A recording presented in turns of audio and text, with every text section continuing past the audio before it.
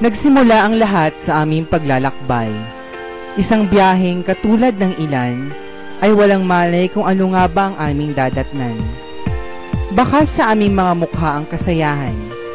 Hindi dahil sa mga oras na ito, iniisip namin ang aming mga tutulungan, kundi para sa amin, ito ay parang isang ordinaryong araw lamang. Marahil, ito ay dahil sa hindi pa kami bukas sa totoong kahalagahan ng aming gagawin sa pastolan.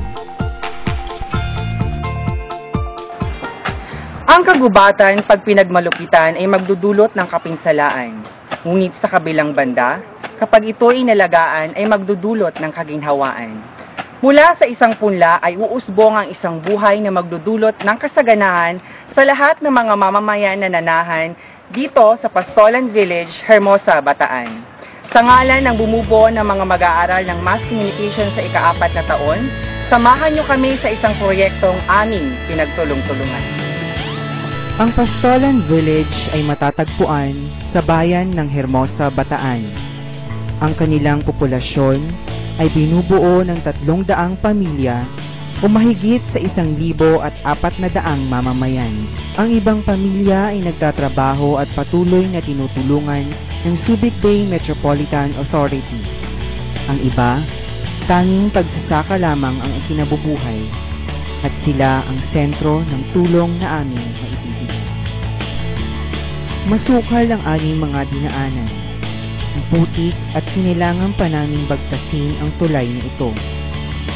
Ganun pa man, maaga naming narating ang aming destinasyon at dito ay ganap na namin sisimulan ang punlang magbibigay ng kaginhawaan sa mamamayan ng pastolan.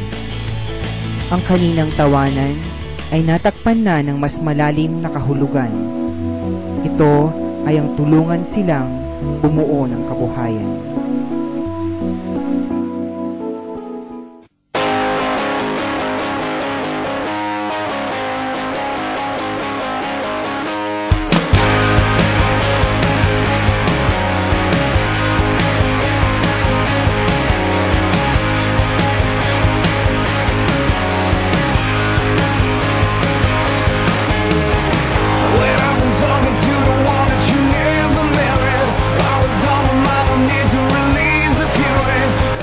Tapos ng aming pagtatanim, kaya't nagpaunlak kami sa isang paglilibot sa malawak na lupain na sasakop ng kanilang sakahan. At dito na kami nagsimulang mamangha sa kanilang sariling langit. Ayan, sinusubukan ng mga 4th year Mascom students yung tubig na galing sa bundok. Eto sila, oh. Tingnan nyo. Ino! Ayan, yung lasa. Walang lasa. Ano lasa? Yung flavor talaga na. Wait lang. Walang lasa. Ay, walang lasa. Bale ito po, mama, ay nag-provide kami ng tubig na galing sa bundok. Okay. Para may susupply dito sa aming community. Kasi nung wala pa kung kami ganyan na na-provide, kanya-kanya kami kung saan kami umiigib dyan sa batis.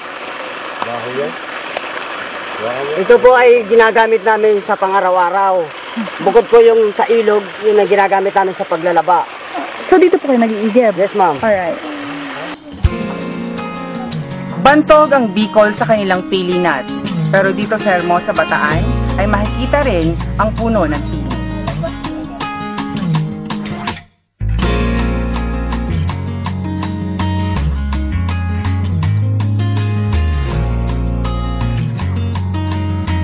Bahagi na ng ating agahan ang kape at makikita sa aking likuran ang puno ng kape.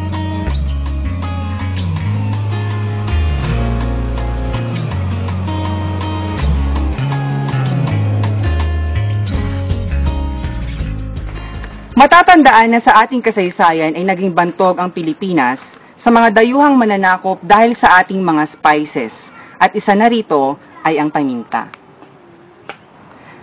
Kuya, paano po ito nagiging yung paminta na mismo yung maitim na? Bali ito po, sir, ay hindi pa panahon para harbisin dahil mura pa siya.